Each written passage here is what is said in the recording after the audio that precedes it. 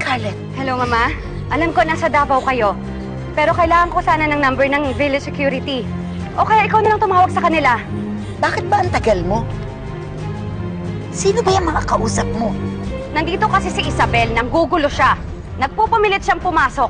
Sinabi ko na nga sa kanya, wala dito yung anak ko. Ha? Si Isabel? Si Isabel? Nakalabas ng kulungan si Isabel? Hindi niya dapat malaman na nandito ang bata. Opo. Sige. O, sige na. Bye-bye.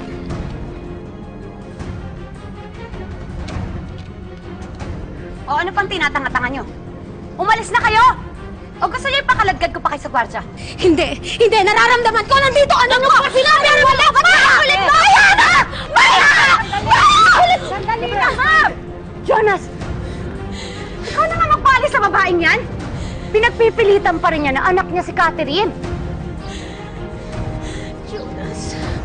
Jonas, nakikiusap ako sa'yo. Kung alam mo kung nasaan si Maya, ibalik mo na siya sa akin.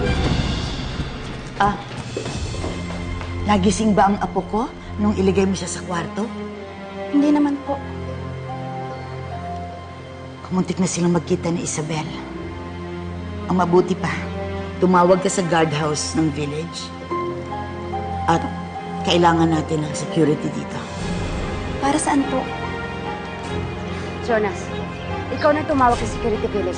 O kaya sa polis, paalisin mo na yung babae niyan. Ginugulo niya tayo. Scarlett, sandali lang. Mag-uusap lang kami ni Isabel, ha? Bakit ba? Dapat siya kinukulong. Sabi mo may nanggugulo. Merong gustong kumuha sa apo ko. Sige po.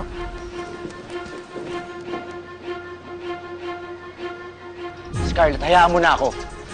Baka sakaling madaan pa namin ito sa maayos na usapan. Para na lang sa bata. Bahala ka. Basta pagkatapos mo siyang kausapin, palayasin mo agad.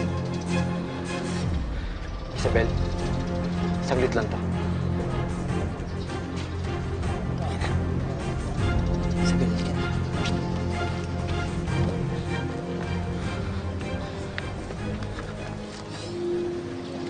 Jonas, ano yung sasabihin mo sa akin na ayaw mong marinig ni Scarlett? Alam mo ba kung nasaan si Maya? Kung alam mo, ibalik mo na sa akin yung anak ko, please lang. Isabel, please, makinig ka muna sa akin. Alam kong nahihirapan kang tanggapin ng totoo na hindi ikaw yung nanay ni Maya, na meron siyang totoong pamilya. Jonas, ako yung nanay ni Maya. Ako yung pamilya niya. Kaya please, ibalik mo na sa akin yung anak ko. Magagawa ko yan para sa'yo. Ako na mismo magdadala sa'yo kay Maya. Pero kapag nagkaharap kayo, kailangang aminin mo sa kanya yung totoo. Ako yung nagbuntis sa kanya. Ako yung nanganak sa kanya.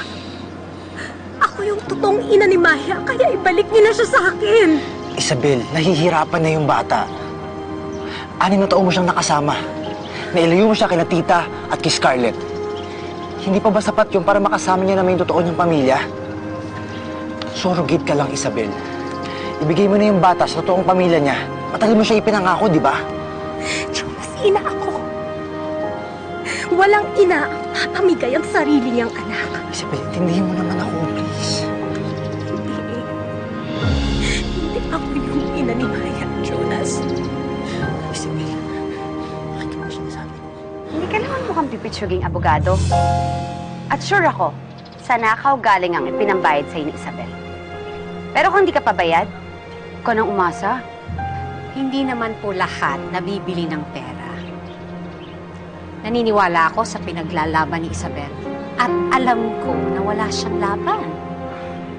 Wow, pwede ka palang sabitan ng medal. Sigurado ka ba na walang laban si Isabel? Baka naman napaniwala ka lang niya sa mga kasinungalingan niya. Kasi magnanakaw yung babaeng yan, attorney. Ang pagkakaalam ko po, kayo ang kumuha sa anak niya. Kami? Eh siya nga! Ako papayag na pupunta sa inyo si Maya! Isabel, makinig ka muna sa akin, please. Hindi. Makikinig ako kung anong sinasabi ng puso ko. At ang sabi niya, babawiin ko ang anak ko. Kaya kukunin ko lang ang anak ko! Kukunin ko na si Maya! Bakit mo ako Ba sinabi mo lang nga dito eh! Hindi ako naniniwala sa'yo! Kung wala dyan yung anak ko, bakit mo ako pinipigilan?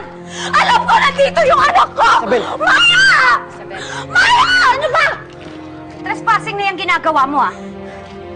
Isang hakbang mo pa. Ipapakulong na kita.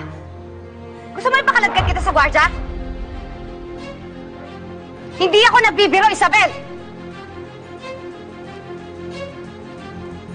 Hindi po kami marunong manakot, ma'am. Pero kapag hindi nyo inilabas ang bata, kayo po ang kakasuhan ko ng kidnapping. At hindi po ako nagbibiro.